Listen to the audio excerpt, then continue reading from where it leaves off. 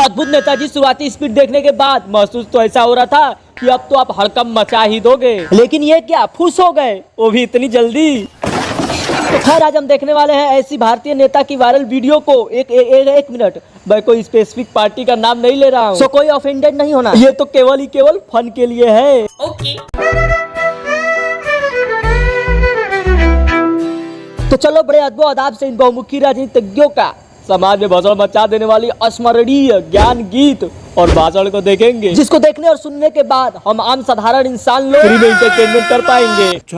और आखिर में हम बोलेंगे कि जरूरत नहीं है रे तेरी इस हमारे प्यारे देश को। जोर जोर से बोल के लोगों को स्कीमें बता दे। वंदे मातरम का विरोध करना उनका। वंदे मातरम सुनाइए।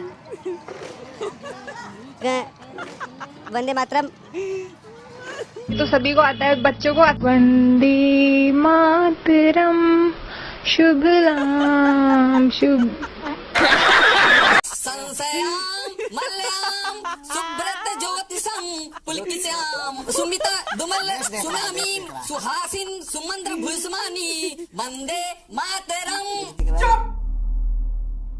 बस भाई साहब बस, वकीम चंद चटर्जी जी जब जिंदा होते तो वो इनके चरणों में गिरकर माफी मांग लेते और बोलते हमने ऐसा तो नहीं लिखा था, जैसा तुम समाज के ठेकेदार लोग सुना रहे हो। धिक्कार है हम पर। एक बार को तो मैं भी ये एक्सेप्ट करता हूँ कि मुझे भी वंदे मातरम पूरी तरह याद नहीं है, नहीं होता है यार, सबको सब कुछ याद।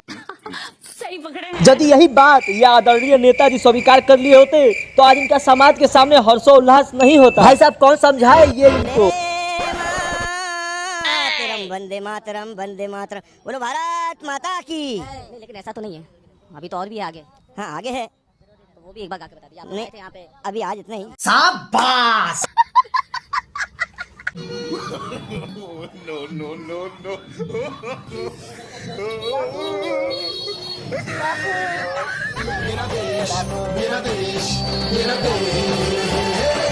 मेरा देश बदल रहा है, आगे बढ़ रहा है। मेरा देश बदल रहा है, आगे बढ़ रहा है। 200 रुपए दे और 50 रुपए कट ओवर एक्टिंग की वजह से। इतना भयंकर दुख तो दिलवाले में अजय देवगन को भी नहीं हुआ था जितना दुख इस महोदय को बापू के इस जहां से जाने का है। समझ रहे हो आप? इनको इतना ज्यादा और भयंकर दुख है कि इनके खुद के आंख और आंसू आपस में वादा करके बैठे हैं इस जगह पे ना बहने की। लेकिन हमारे मासूम नेताजी तो ठहरे नेताजी पूरी बेबुनियाद कोशिश कर रहे हैं बापू की याद में अपने आंखों से गंगा यमुना बहाने की। इस समाज में ये कोई इकलौता प्राणी नहीं है जो बापू के नाम पर सहानुभूति पाने की लालसा पाल रहा है। ऐसे बहुते कलाकार आपको अपने आसपास में देखने को मिल जाएंगे जो अपनी बेहतर प्रदर्शन से लोगों के बीच अपनी लाचारी, बेबसी और झूठी छाप को अपनी नकली आंसुओं के सहारे दिखाने की कोशिश में लगे हैं।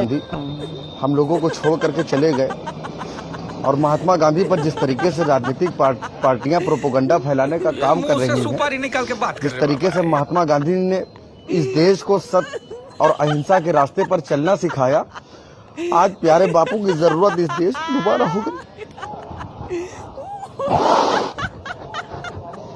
बंद करो हाथ जोड़ के, मैं मोदी पर इनका प्रदर्शन इतना फेक है कि उन्हीं का आदमी उसी के बगल में खड़े होकर अपने हंसी को कंट्रोल नहीं कर पा रहे हैं। अब ये बंदा मनी मन सोच रहा है कि लगता है ये जनाब इस साल का best actor film fair award लेकर ही मानेंगे। बस कर भाई, अब तो अक्षय भी शर्मा गया। या तो हम लोगों को आप अपने पास बुला लीजिए, या इस देश में जो लोग झूठ, मक्कारी और फरेब करके लोगों को लूटने का काम कर रहे हैं उनसे हम लोगों को मुक्ति दिला दीजिए। ऐसा मत बोल रहे, मर जाएगा तू, मर जाएगा तू। ये तो फिर भी कुछ हद तक मान्य है, लेकिन हम उनका क्या करें जो जीवित लोगों को मारने पर तुले हैं। मैं कहना चाहता हूँ, आप सब जानते हैं कि महात्मा गांधी को किन्होंने मारा। आप सब जानते हैं कि आदरणीय इंदिरा गांधी जी को किसने मारा। आप सब जानते हैं कि आदरणीय राहुल गांधी जी को किन लोगों ने मारा। और अभी तो रुको, क्लाइमैक्स अभी बाकी है। स्वाधीन देश के वास्ते इंदिरा जी गांधी शहीद हो गया, राहुल जी गांधी शहीद हो गया, मजा आया। और भी कई नेता शहीद हो गया। अरे राहुल जी नहीं सच बोल रहा है तू, अब यही सुनना बाकी रह गया था जिंदगी में। इतना भाषण तो विरोधी पार्टी भी ना करे जितना विद्रोह अपने पार्टी वाले कर रहे हैं। ये बड़ी अच्छी बात कही है। एक बात और हमें समझ में नहीं आ रहा है कि चुनाव प्रचार हो या फिर स्टेज स्पीच, ये यशस्वी नेता कौन सी घुट्टी पी कर आते हैं जो इतना जोश लाते हैं कि जोश जोश में क्या क्या बोल देते हैं, इनको खुद ही समझ में नहीं आता है।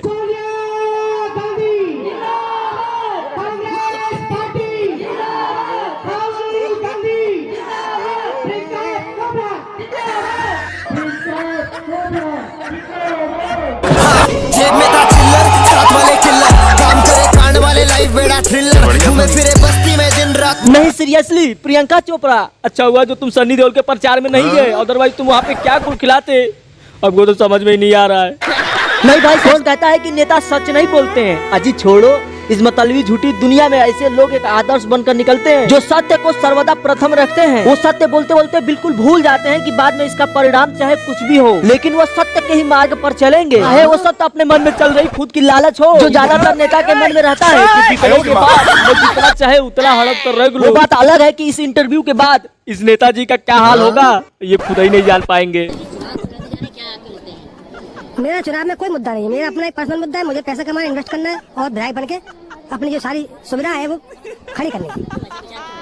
क्योंकि ये राजनीति में ऐसा ही हो रहा है, राजनीति में जो आता है पैसा कमाता है, अपना घर भरता है, ऐसा मैं भरूंगा। जो विकास कार्य के लिए पैसा आता है उसमें 25% तो होता ही है, ये है। और कई तरह से काम होते हैं जो मुझे कुछ लोग बताएंगे, अभी तो मुझे इतनी नॉलेज नहीं है कि पैसा किस तरह कमाया जाएगा।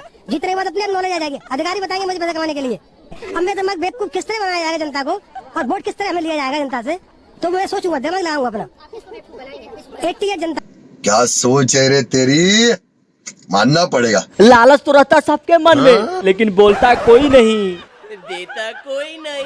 हमारा नंबर है ऐसे नेता को जो कम से कम सच तो बोला, जो उसके मन, उसके दिल और दिमाग में है। चल झूठा। और तुम सबको हमारी तरफ से गणतंत्र दिवस की ढेर सारी शुभकामनाएं। ऐसे ही अपनी जिंदगी में तुम खुश रहो, आगे बढ़ो और ऐसे ही हमारी वीडियो को देखते रहो। तो यार बस आज के लिए इतना ही। तुमको ये वीडियो इत्तू सा भी पसंद आया हो ना, तो प्लीज चैनल को सब्सक्राइब करो, लाइक करो और अपने दोस्तों के साथ शेयर जरूर करना। तब तक के लिए बाय।